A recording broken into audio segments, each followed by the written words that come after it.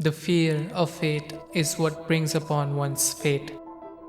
These words capture the essence of God of War 2, what it means to fight with destiny. Humans, gods, even titans fear the unknown, dread the future, and run from prophecies. God of War 2 isn't just about Kratos changing his fate, it's also about the cycle of fear of fate, the endless loop of resisting the inevitable. It's about how fear itself shapes the very destiny we strive so hard to change. Hello, I'm Krusty Toast and I'm experiencing the story of God of War 2 to the fullest for the first time. I usually share the deeper aspects of a story within the game here when I'm not feeling dumb, which is not a lot of time, but it is what it is. And in this video, I'll be sharing the retrospective for God of War 2 from my perspective, along with a total of 3 breakpoints in this game, which completely pushed Kratos to the point of no return. Additionally, I got to know about the most important aspect of the God of War series as a whole. Many of you may know it, many of you may not. Want to find out what that is? Watch till the end, or just skip to this if you are in a hurry to be late. Fear as the architect of fate. Every tragedy in God of War 2 stems from fear. Kronos feared the prophecy of his child overthrowing him. So, what did he do? He just started devouring them. In doing so, he sets in motion the exact events that caused his downfall. His wife, Rhea, desperate to save her latest newborn son, silently swapped him with stones, and that newborn was entrusted to Gaia, the primordial titan of Earth. Gaia nurtured and raised him, shielding him from the wrath of his fearful father, and that very child was Zeus. Zeus, filled with the will to free his siblings, did so, all the while defeating the Titans and enslaving them for the rest of eternity. But he too was a part of the bigger picture, part of the same fate, the same cycle.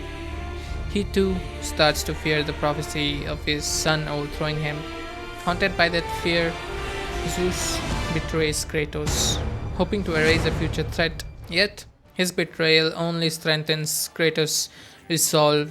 This was Kratos' breakpoint number 1, betrayal by Zeus. Zeus's fear didn't negate destiny, but accelerated it.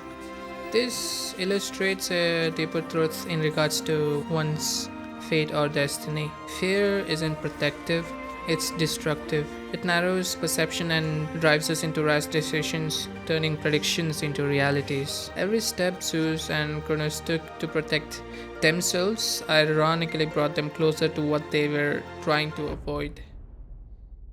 You know, looking at all this chaos, I have but one question. If, let's say, you were prophesied that your children would overthrow you and you were scared of the same, sire, perchance I say it would have been wiser to abstain from the carnal act altogether, or at the very least, to employ a sheath against your seed. In simple words, just stop fucking. No more babies, no more problem. It's that easy. Also, before we proceed to Act 2, there is one more important prophecy we missed. It goes something like this. The person viewing this video ought to press the red button, namely subscribe. And hence, the prophecy of the button will have changed to subscribed. Yep, that's a prophecy I was told by my grandmother. And if you want to be a part of it, go ahead. The illusion of control. Kratos dies by the hands of Zeus, but he just climbs back out of hell yet again. Now, having survived Zeus's betrayal and guided by Gaia, he set out on an impossible quest to change his destiny, which had already come to pass. Driven by vengeance and guided by a voice that he trusts but scarcely understands, he challenges the very concept of fate itself. The Sisters of Fate are the weavers of destiny, their loom dictating past, present, and future. To Kratos, they're just another stepping stone, beings who must be defeated to regain control of his severed fate. Now, before Kratos could challenge the Sisters of Fate, he meets with an old friend, or ally, you could say, his second in command. Guess what happened with him? Well, he died in Kratos' arms. Now, given Kratos was the one who killed him, of course it was unintentional, but He informs Kratos of the treachery Zeus had done behind his back. Zeus had eradicated all of his Spartan army. Now, you guys tell me, if you were in Kratos' shoes, what y'all would do if you were betrayed and that same guy who betrays you kills all your allies except one. Now, that one guy who remains now dies by your own hands because of that dude who betrayed you. Now, your last ally dies right in your arms, reminding you closely that you are now alone. This was Kratos' Breakpoint 2, Death of the Last Spartan. Now I'm going off script here, but I gotta share this with y'all. Can't help but appreciate T.C. Carlson's voice right after this scene plays out. Just have a listen for yourself. Zeus! Is this how you face me, coward? I am through doing the bidding of the gods! Come down here and face me now, Zeus! You could literally feel his anger through the screen. Coming to the Sisters of Fate, Kratos challenges them directly. He demands they undo Zeus' betrayal.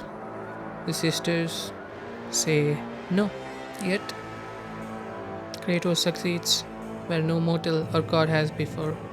But in this triumph, another unsettling thought surfaces. Did the Sisters of Fate foresee their own end? Were their deaths merely another event in the greater scheme of things which had already been woven? If so, is there even greater fate at play, a greater destiny to be fulfilled, one that transcends even the Sisters of Fate's control? This battle is not simply about changing fate, it's about understanding its true nature. Is Kratos truly rewriting destiny or merely fulfilling it? Now, coming to the most important aspect of all of God of War games, the kill cams.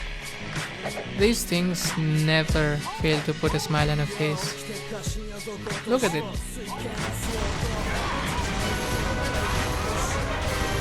Another one.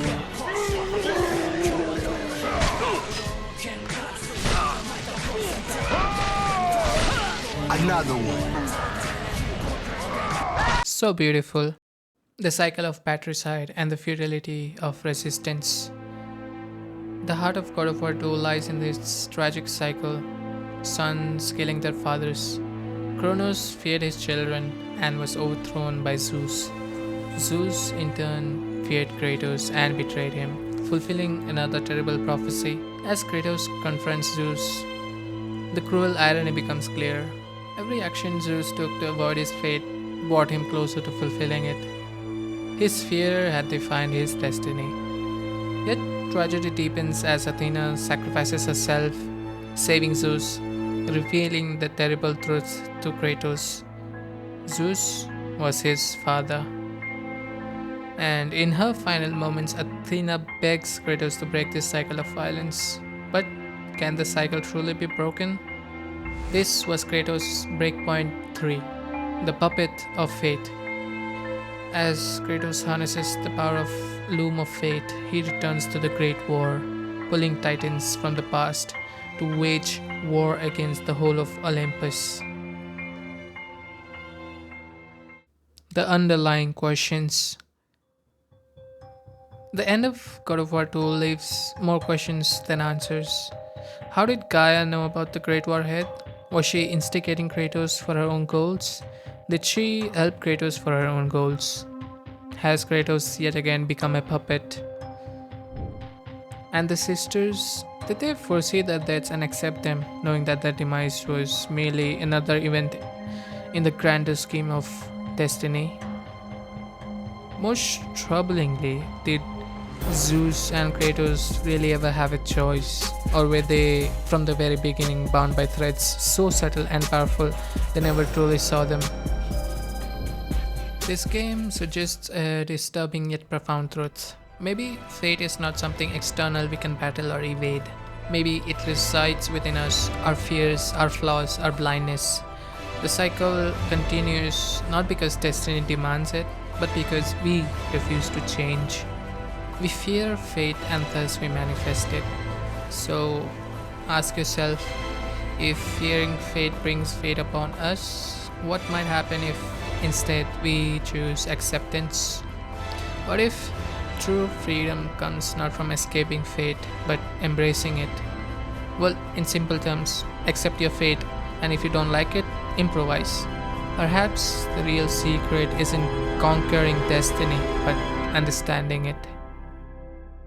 That is all for now on God of War 2, but I'll be back with new insights in the story. Click this if you haven't seen my previous video on God of War 1. Alright, peace.